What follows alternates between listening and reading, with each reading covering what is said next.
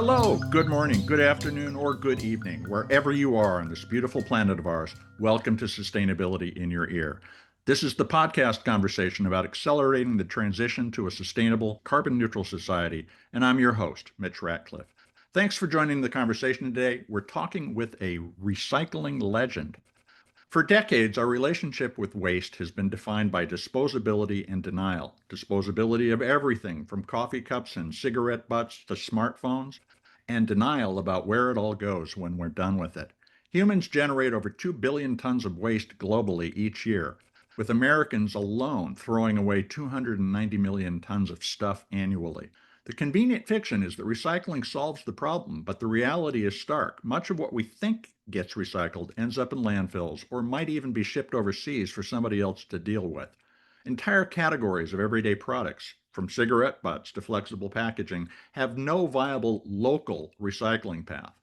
A fundamental rethink of the 100-year-old U.S. recycling system is needed, and our guest today, Tom Szaky, founder and CEO of Terracycle, has spent over 20 years proving that the impossible to recycle is really just the unprofitable to recycle. Since dropping out of Princeton at 19 to chase a vision of eliminating waste entirely, Tom has built Terracycle into a global operation that pioneers recycling solutions for major brands. He created the reusable packaging-based consumer goods service Loop and tackled some of the world's most challenging waste streams like dirty diapers, those cigarette butts I've mentioned, chewing gum, and complex packaging that municipal recyclers cannot handle profitably. Terracycle now operates in over 20 countries and has collected hundreds of millions of cigarette butts since it started in 2012, and the company partners with major brands including Procter & Gamble, Nestle, and Unilever to fund free mail-in recycling programs for packaging and products. Even as Terracycle proves that many materials can be recycled with the right economic model, Tom has concluded that recycling alone won't solve waste at its root cause. This realization led to the creation of Loop, a revolutionary platform that resurrects the milkman delivery model. You get products in durable, reusable packaging that's collected, cleaned, and reused dozens of times before eventually being recycled. As consumer packaged goods companies grapple with 2025 deadlines after promising 100% recyclable or reusable packaging, many are discovering that those commitments are hard to fulfill. So, drawing on decades of experience turning trash into treasure and challenging brands to take responsibility for their packaging and its entire life cycle, Tom argues that the waste crisis isn't just about recycling better, it's about redesigning our consumption. So we'll explore all of that with Tom in just a few minutes. You can learn more about Terracycle and Loop by visiting terracycle.com, and you can find Tom's latest book, Outsmart Waste, on Amazon and at Powell's Books. So let's get unwasted right after this quick commercial break.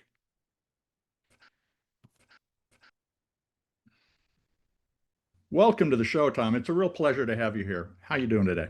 Thanks for having me. Pleasure to be here. I have to start. How did you convince Procter & Gamble, Nestle, Unilever, and these other companies to sponsor free recycling programs for their products and packaging? I mean, that is quite an accomplishment. Thank you. I think, two parts, honestly. Like they care that there's this issue there, right? Like it's not a good thing that a package or a product is not recyclable. So there's this intrinsic sort of need to somehow solve that problem. And I think the magic sauce to how we're able to convince them and not just convince once, but maintain these programs for decades is we really focus on how to make sure that an investment in sustainability also benefits whatever their core goals are. Mhm. So we're not just going into an organization and saying, hey, you have this problem and here's the bill to solve it. Would you like to pay the bill? It's saying, hey, you have this problem. You can fund solving it, but funding the solution will also help you in your core goals, whatever that may be. Maybe it's Walmart driving foot traffic or brand preference if you're a Nestle. So how do you characterize the brand benefits to somebody like a CPG company Yeah, who doesn't have that direct consumer interaction, but depends on their reputation? absolutely. So we try in as many different ways as possible. I think this is the key part is the more we're able to show it, the more the organization leans in and wants the programs to be bigger and more scaled And also, it insulates around moments in time, like what we're living through now, where the economy is struggling and maybe sustainability is getting headwind. It survives those moments as well.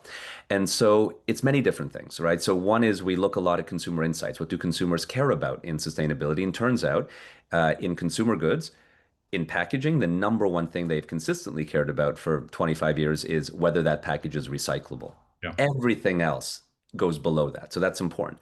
But then we also think about how do we make sure that the actual recycling of that package drives benefit to the organization. So in contact lens recycling, we work with a company, Bausch and Lomb, and for them, it's very important that optometrists are, excited about their brand. So we really focus that the recycling points become optometrists, and there's 10,000 optometrists that have recycled 100 million contact lenses as a result. Or if you look at, say, wetsuit recycling, say with a brand like Rip Curl, there a big business logic is how do I make sure you're buying my brand when you need your new wetsuit than someone else's? So there they set up recycling programs of bring in any brand, and maybe you get a few percentage points off their brand. There's always some business logic that needs to be there because that's what's going to fuel what is needed, which is the economic flow to finance the collection and recycling of all these things. Let's talk a little about the economics. I Yeah. personally have answered more than 15,000 consumer recycling questions over the past 8 years, and you've commented that everything technically has a recycling solution, and I hear that from the consumer all the time. It rings true to me.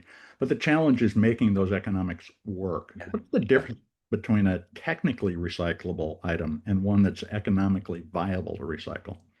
Great question. So first, everything is technically recyclable, Right. as you just mentioned. So I don't put any weight in the concept of technical recyclability. That is why terms like recycle ready or designed for recycling are I wouldn't put too much weight on those. Yeah. Practical recyclability is everything. Will that object actually get recycled?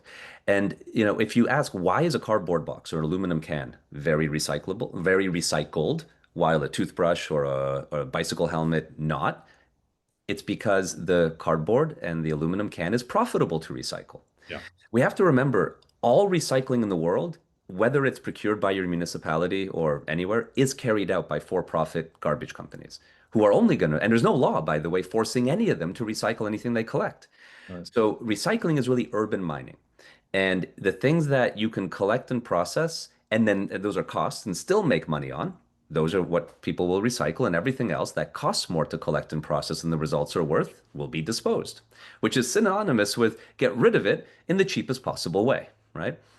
So our economics are we charge a stakeholder. Now, the stakeholder, if it's a free program, free to the citizens, could be a brand, it could be a retailer, it could be maybe a building, something like that, pays for whatever it costs for us to collect the waste and process it, minus what the results are worth.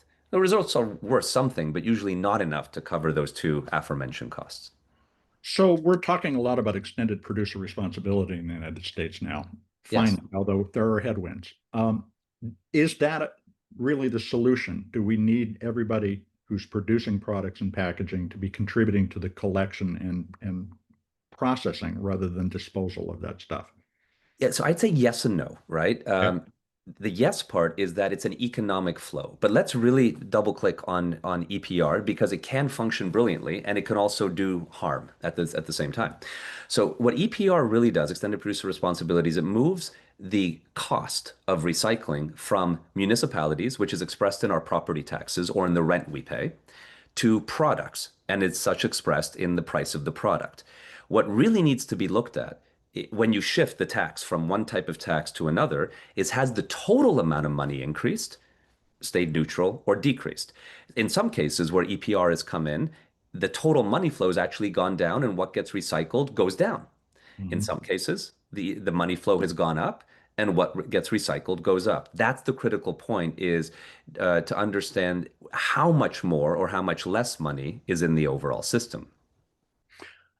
So after 10 years of doing the Terracycle journey, you asked whether or not recycling would solve waste and concluded no, then launched Loop, your Yeah. reusable packaging platform. Why did a recycling expert decide that recycling wasn't enough? And how did you communicate that to your team? Yeah. So our mission has always been to eliminate the idea of waste. And I would argue that waste is a very modern idea. Probably 1950s is when it really emerged. And so the goal is how do we get back to a world where the concept doesn't exist? And recycling is the first step. And still today, the majority of our revenue at Terracycle is recycling, and we are growing that and investing in it. But recycling is a band-aid to the issue of waste and almost depends on waste existence, right? If there's no waste, there's no recycling. So it's more of a solution to the symptom, Yeah. like taking a Tylenol if you have a headache, but it's not solving the root cause of waste. And that's where we believe reuse goes one step further because in reusable systems, there is no waste at the outset. And that's why we've made Loop our company's biggest investment. We've put close to $50 million into it. It's been quite a journey, successful in some cases and not in others. But we believe that moves back to almost the way the world was before waste came onto the scene, where we darned our socks and cobbled our shoes, and the milkman delivered our milk, and motor oil came in reusable packaging. That is the dream we have to get to. The funny part is, in our world, recycling is what pays for that dream to be enabled. So Loop promises to make reuse as convenient as disposability. What have you learned about what consumers will and won't do when it comes to their reusable packaging? The biggest lesson in Loop by far has been really two. One is a fierce dedication to the idea of convenience, because why did disposability win? We voted for it. We vote for it all the time, and I believe it wins. And it's not just the consumer, it's also, and very importantly, the industrial actors. It is incredibly convenient, right? It is a for a consumer to buy and consume and dispose, incredibly convenient. But it's also very convenient for manufacturers to have one-way systems and to have no muscle for thinking about the product coming back and being restaged and so on. That is extra work. There's no question. And what we saw in a lot of reuse models, there's a lot of extra work put on to stakeholders. If we look at refill stations, consumers have to go and do the reuse themselves. It's also more work for the industrial actors. So our motto in Loop, what's really been helping us is we want to make reuse feel like disposability and put convenience on that pedestal. Well, one of the things that you mentioned earlier, consumers want to know stuff is recycled. Do they want to see the results of their impact Oh, sure, quantified? sure. How Yeah. do So you, in recycling, you mean, or in reuse? in reuse, so Yeah. just to know that I have avoided waste or Ah, that I have reduced my environmental footprint, how do they want to understand why they're participating? Yeah, so there's three things that really appeal in reuse. One is certainly the environmental part, right? I'm eliminating waste, and that appeals to some consumers. More women, by the way, than men tend to care about that. Then there's the economic benefit. In certain cases, like today in France, if you go into a supermarket and buy, say, a bottle of wine or any more heavier packaging, the reusable is going to be cheaper than the disposable because it's cheaper to clean and refill than it is to make that package from scratch. But the third, in some cases, the reusable packaging is just more beautiful. It is, moving from a sort of cheap disposable package to a more elevated package. Those are the three major virtues, right? And for each consumer, it plays differently what they care about. Some only care about the economics. Some really gravitate towards the environmental side. And our job is less so to focus on one, but to sort of deliver all of this and then to modulate depending on what drives people to both purchase and to return. Those are the two key things we have to look at in reuse. Not just are they buying, but are they bringing it back? And Loop has sort of an implicit deposit system in it. Is that a key to creating an incentive in order to achieve that savings you described?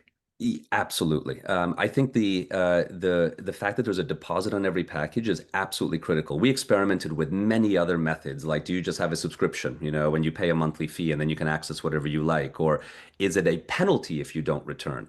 Mhm. Net net, the deposit is the one that really functions well. And look, look at all the big reuse systems in the world today, like here in the US. What about propane tanks?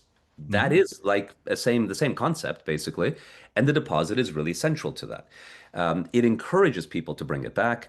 It also allows the manufacturers to make the right decisions because the deposit is always set at something around what that object costs to make. right? So there's a lot of it just makes the model work very smoothly overall. Well, and you, like you just said, you're expressing the fact that there is a cost to making this thing and bringing people into thinking about the loop, not to That's make it right. fun. That's right. Yeah. Yeah, you're exactly right. The other, I'll tell you some unintuitive examples of what we've learned is for consumers, especially in reuse. And this is maybe why some of the early pilots, even in Loop, but in other examples, struggle, is there is this a part of convenience for consumer isn't just what I call sort of the mono SKU convenience. In other words, like what happens on that one item, how do I buy it? How do I return it? But another component of convenience is the entire shopping cart.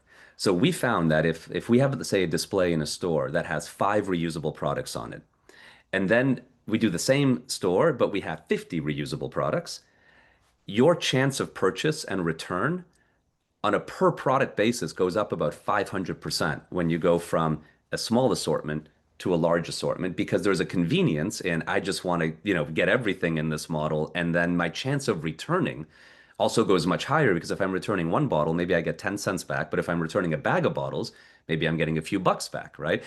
So that's sort of an unintuitive example, but a critically important one. This is a great place to take a quick commercial break. We're going to be right back to continue the conversation with Tom Szaky. Welcome back to Sustainability in Your Ear. Let's continue to talk waste, or rather, the lack of waste, with Terracycle founder and CEO Tom Szaky. Many brands have made commitments, Tom, to 100% recyclable and reusable packaging by 2025. And you've said these companies are going to have a hard time meeting the goal. The evidence is clear. So, what's missing from the US recycling infrastructure that would make these commitments less challenging? So these commitments, and many came around the sort of Ellen MacArthur Foundation commitment set, are global commitments in many cases. So I'm gonna, if I may, answer this broader because Go it's not just a Bravo. U.S. Please. issue, right?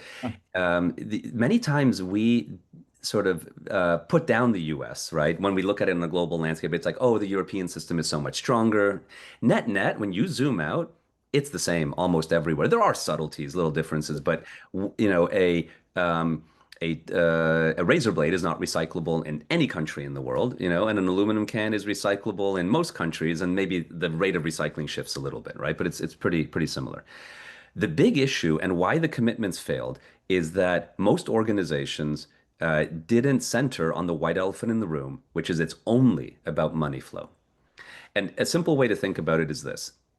If I want an object to be circular, I think there's only 2 ways to do that. And imagine if I put an object in front of you right now, and my goal was that you leave happily giving it a new life, right? I think there's only 2 possible methods. Either the object I put in front of you has to have enough intrinsic value that you're like, great, thank you. Like, please, give me another one, right? If I gave you a luxury watch or $100 bill, right? I'm sure those would happily go and have a new life very quickly with me doing nothing else. The other, though, if I give an object that is not valuable, right, in front of you, like a dirty diaper, a pile of used cigarette butts, whatever it may be, I believe the only way I can get you to do something happily is to pay you, right? And at some number, I hit the magic number where you're like, okay, that's enough cash to have me happily deal with this stuff. And that's the white elephant in the room. A lot of the organizations, I think, were challenged because they were hoping for silver bullets, like chemical recycling will save the day, or compostability will save the day, or these sort of things. And the definition to me of a silver bullet in the space is I don't have to spend money, and magically something that doesn't have value will become circular. It requires thinking about a system rather than a point solution. Exactly. Right. And Yeah. and so our municipal recycling system is where a lot of effort is going right now. And we'd love to be able to back the dump truck up to a building, put the garbage in there, and product come out the other side. But that's a long way from that here. And you called out earlier, private companies do all that work. How do we need to rethink the recycling system so that both public and private initiatives can combine to eliminate the $2.3 trillion worth of raw materials we buy every year and then just throw away? Yeah. I think that net net, the idea of the object maker being responsible is smart. because they make the object in the end, right? They are the decider of what is the object I'm being putting out. And simply speaking, if I'm putting an object out that has intrinsic value, I should be applauded and maybe subsidized. You know, that could be a fiscal form of applause. And if I'm putting out an object that then has cost to have to deal with, where I'm going to have to go pay to make it circular, I should be penalized and I maybe pay more fees. The key, though, is to make that actually cover the real costs Yeah. of collecting and recycling. And if that was the case, the cheap packaging wouldn't be cheap anymore, you know? And less convenient. And therefore, the companies need to rethink what they're doing in order to have the consumer connection that they want to have. So, if you could redesign the system from the ground up, I mean, we're 100 years in, we've Yeah. learned a lot. Let's just imagine we throw it out. Where would you start rebuilding it? So what I would start with is this idea of, and this I think is the macro issue in all sustainability, is the externalities are not embedded in the economic decision. So if we take that narrow lens just on waste, it's first embed that externality and basically say that if an object is created, I have to be responsible for it to be able to return, and I have to build the right economics into it. So if, for example, I'm then reusable, I do that by adding a deposit. I do that by making the package able and strong enough and durable enough to be able to go around and be refilled or reused over and over. And if I choose to focus on a convenient disposable solution, then you need to insert those economics to be able to collect and recycle them. I mean, it's effectively what we charge a brand when we work with someone is we say, look, whatever you make, it can get recycled. You just got to pay for what it costs to collect and process it, minus what the outcomes are worth. And that is sort of the economics that must be in there. And then if those economics are present, then laws could come out where the actual waste management companies must Mhm. recycle and must process those materials. The reason that garbage companies don't recycle this stuff is not because there's any malicious issue, it's just because they'd lose money doing it. Because of the way they did business, but now we can rethink how they do business. Right. Yeah. And in order for us to fill all of these gaps in collection and processing, a lot of new economic opportunity is going to emerge. Do you see Terracycle as the orchestrator of that kind of a solutions oriented approach to all of the materials that we waste? That's what we try to do as an organization, right? So we only go and provide solutions where they don't exist. So we don't offer any form of recycling for things that are considered municipally recyclable, like an aluminum can or a Makes PET sense. bottle. There's no need. We only focus on the areas where there's these where they're not recyclable, again, because they cost more to collect and process, and the results are worth. Always going back to that sort of white elephant.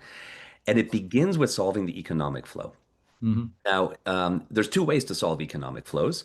One is mandatory, which is where regulation comes in, and one is voluntary, which is where we go. But regulation is very important, and I mentioned that because you'd mentioned sort of the climate out there today. And one of the big challenges is that we live in today a period of time where we are very aggressively attacking regulation and also dismantling the police who enforce the regulation, right? So we're killing the laws and the people to enforce them. And this is important. So, Loop, for example, in reuse, we ran pilots in Japan, the UK, US, Canada, France. No country was able to move into scale except France. And the key difference between all those other markets and France is that France has the regulatory environment to mandate and subsidize reuse, while the others don't. And so this money flow component is critical. Do you see potentially tens of thousands, hundreds of thousands of new jobs emerging as we deal with the problem of how do we get all the material back to the right processor in sufficient volume to make it economically viable? There's a lot of value there. Like I said, $2.3 Oh, trillion no. dollars just gets thrown away every year. Yeah. What would that potentially look like?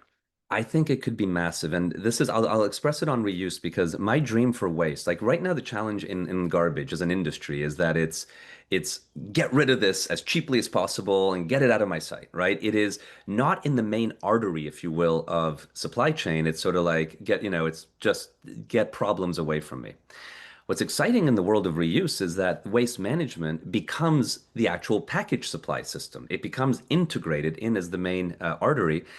And the amount of value that is generated is massive in jobs, in maintaining materials.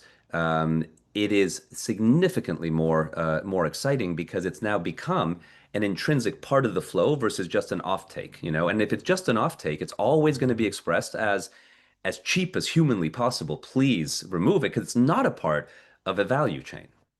As you've said, the way that we think about this is predicated on our historical approach to waste management. Yes. How would you suggest the nation, well, now that consumers are seeing regulations stripped away, they're the Yes. ones who are going to have to ask for this. How would you suggest we rethink our approach to consumption to transform the efficiency of our system? So I think it starts with a very important, very simple cornerstone, which we can then build on, Hmm. which is, you know, we make decisions throughout our lives that affect the future. The most obvious would be like, what's our political vote? But let's remember, in the political vote, we're choosing honestly between A and B, right? We're not giving a plethora of choices, and many of us can't vote, you know, if we're not a citizen, or if we're not of a certain age, or maybe depending on if we've been incarcerated, maybe that has an effect on our ability. So it's a very refined privilege expressed very infrequently in a very binary example. I believe the more powerful version of this, and this is the cornerstone on which to answer your question, is really thinking about how we buy as the most fiercely democratic choice we make, because all of us do it, no matter any of those prior contexts. Even a 5-year-old can go purchase, right? And this is important because what we buy, more appears tomorrow, and what we don't buy, less appears. And it is so fiercely democratic in that sense. That is the first step to take, is start to push in that direction because Hmm. then the systems will naturally build on top of that. That's how the voluntary systems get created. And voluntary movement is echoing what our desires are, expressed by not what we say, but by what we buy, right? And then from there, I think that can create the cornerstone on which things can be built.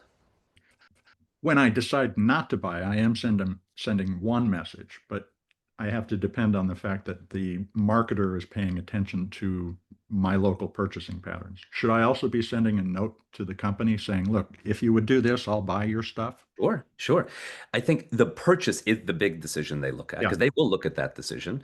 And not buying is just as important a vote as buying. Both are critical. And I want to put a lot of weight in the not buying category. That's very, very important. But then any other way it's expressed is important. I would say the next thing to do, if once you've made your decision, even before you send the note, is share that decision with a friend.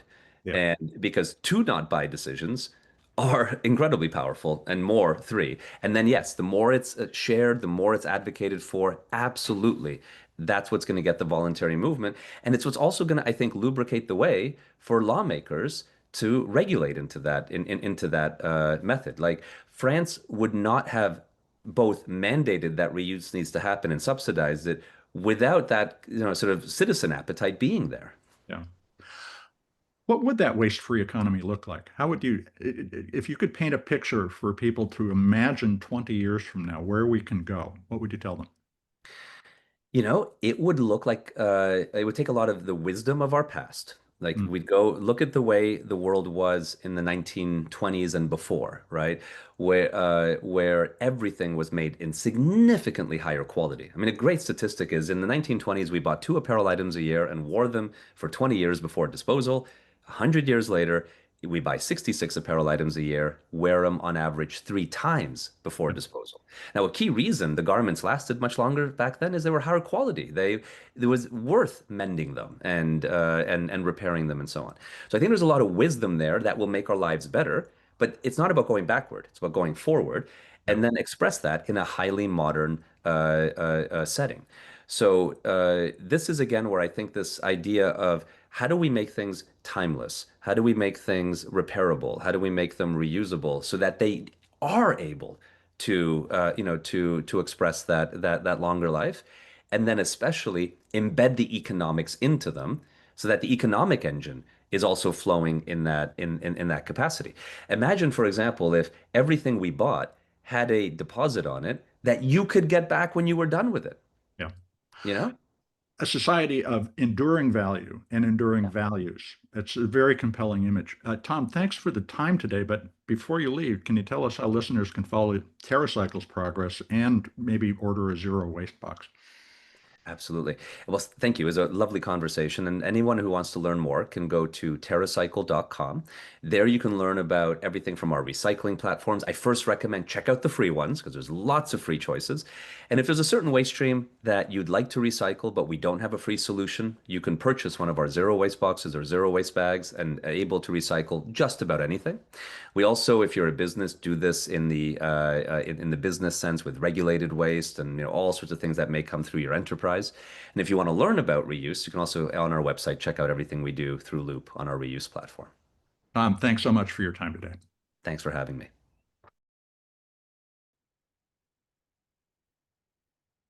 Welcome back to Sustainability in Your Ear. You've been listening to my conversation with Tom Szaky, founder and CEO of Terracycle, the specialty recycler that provides zero waste boxes, as well as free mail-in brand-sponsored recycling services for hard-to-recycle materials. They also launched the Loop reusable packaging program available at many stores in the United States, France, and Britain. You can learn more about Terracycle and check out what you can recycle with them at terracycle.com. Whether the idea of waste was invented or the idea of convenience suddenly amplified waste in the 1950s, it was that pivotal post-war decade when trash began to metastasize, with more and more packaging as well as single-use products heading to landfills every year. Historically, people make a mess. Every archaeological site has found waste piles, or what are called middens, alongside human settlements. But other social species pile up waste as well as their dead in middens too. But we needn't bury ourselves in waste just because humans have always produced trash. As Tom explained, the economics of recycling have limited its success, and at a time when we could not track and manage materials, such as during the explosion of trash during the consumer revolution of the 1950s, we didn't have the logistical technology to address the many different materials in our garbage cans. But now we do, from scannable codes to optical scanners that sort materials on high-speed conveyor belts at materials recovery facilities. We've got what we need. The answers are all here. Now it's just a matter of putting them together in the right order.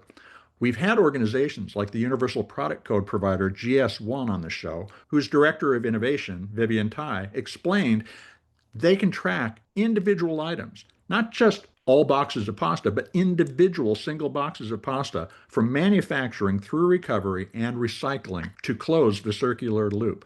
And Tom is right. Recycling is urban mining, the process of digging through the trash collected by garbage companies, or worse, that's left uncollected in the environment. And as I pointed out, the United States spends about $2.3 trillion a year on raw materials that could be recovered and reused.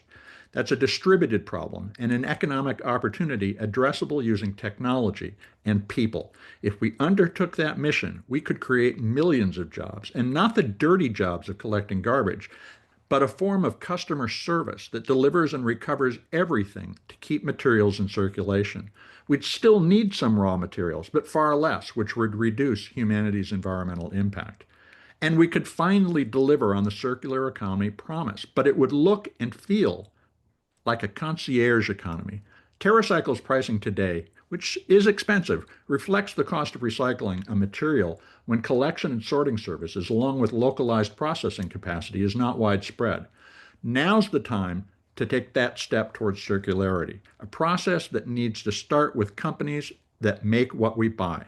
They can decide to meld service with packaging and products the way that Loop has by allowing you to take that back to the store and have your ice cream packaging refilled again.